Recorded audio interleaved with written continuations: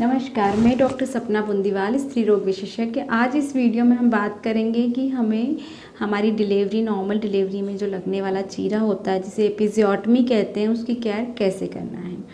बहुत ही आम समस्या है कि पेशेंट पूछते हैं, मैम कैसे करना है, मेरे टाँके खुल तो नहीं जाएंगे, मेरे टाँकों में इन्फेक्शन तो नहीं होगा, मेरे टाँके ठीक तो हो जाएंगे ना, गलने वाले लगाएं या कटने वाले लगाएं। ये बहुत ही आम क्वेश्चंस होते हैं। तो मैं आपको बता दूं कि यूजुअली डॉक्टर्स गलने वाले टाँके लगाते हैं और एपिज़ियोट भी लगाना जब लगती है तो पेशेंट को हम पूरे इंस्ट्रक्शन दे के ही घर भेजते हैं कि भई आपको एपिज़ियोटमी की कैसे केयर करनी है।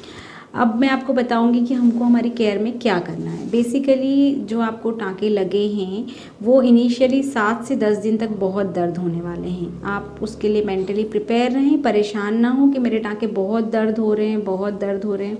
वो दर्द होंगे, लेकिन उस दर्द को हम कुछ ऐसी टिप्स हैं जिनको अगर हम इस्तेमाल करें तो वो दर्द कम हो जाएगा।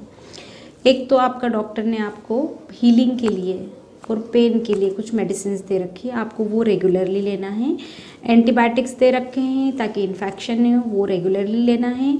और कुछ ऑइंटमेंट दे के रखा है, वो आपको रेगुलरली दिन में 2 या 3 बार लगाना है। तो ये आपकी वो केयर हो गई।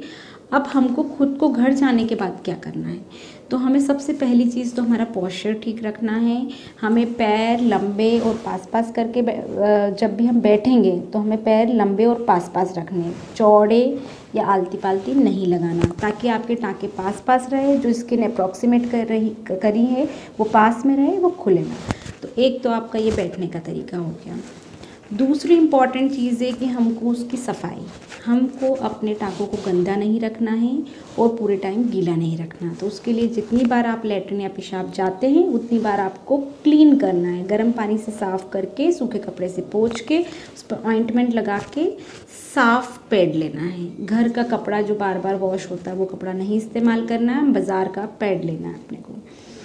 उसके बाद नेक्स्ट चीज़ होती है, उसकी क्लीन रख लिया हमने, ड्राई कर लिया, ऑइंटमेंट लगा लिया। अब एक इनडायरेक्ट इफ़ेक्ट जिससे आता है वो होता है कॉन्स्टिपेशन, जिसके लिए मैक्सिमम पेशेंट अनअवेयर होते हैं। कॉन्स्टिपेशन प्रेगनेंसी में भी होता है और डिलीवरी के बाद भी कॉन्स्टिपेशन होने की संभावना बहुत ज़्यादा होती है। डिलीवरी के बाद इसलिए कॉन्स्टिपेशन ज़्यादा होता है कि एक तो जो डाइट मिलती है डिलीवरी के बाद वो बहुत ही डिफ़िकल्ट टू डाइजेस्ट, मतलब जिसको पचाना बहुत मुश्किल होता है वो होता है, और पानी नहीं देते हैं पीने के लिए। तो दोनों ही कंडीशन से आपको कॉन्स्टिपेशन होना स्वाभाविक है। तीसरी चीज़, पेन की वजह से जो टाँकों का दर्द है उससे भी हम अपने आप को रोकते हैं बार बार मोशन बाथरूम में जाने के लिए कि अरे टाँके फिर दर्द होंगे, तो वो भी एक कॉन्स्टिपेशन को बढ़ावा देता है। चौथी चीज़ है, बच्चे को हम जब फीडिंग करवाते हैं तो फीडिंग से क्या होता है कि हमें लगता है कि प्रायोरिटी फीडिंग है, तो हम उठे हैं, हमें रिफ्लेक्स है, लेकिन फिर भी हम मोशन के लिए इसलिए नहीं जाते हैं क्योंकि हमें लगता है हम पहले फीडिंग करवा लें, तो हम अपने रिफ्लेक्स को रोकते हैं, जो कि बिल्कुल गलत है।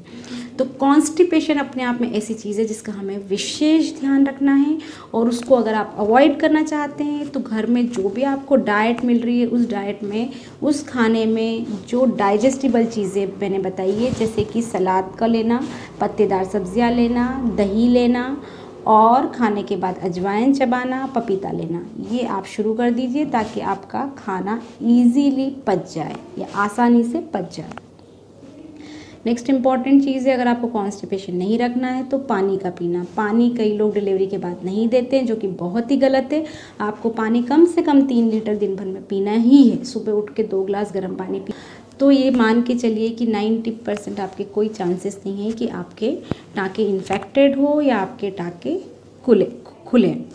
तो इन चीज़ों का आप ध्यान रखिए और अपने टाँकों को सुरक्षित रखिए। धन्यवाद।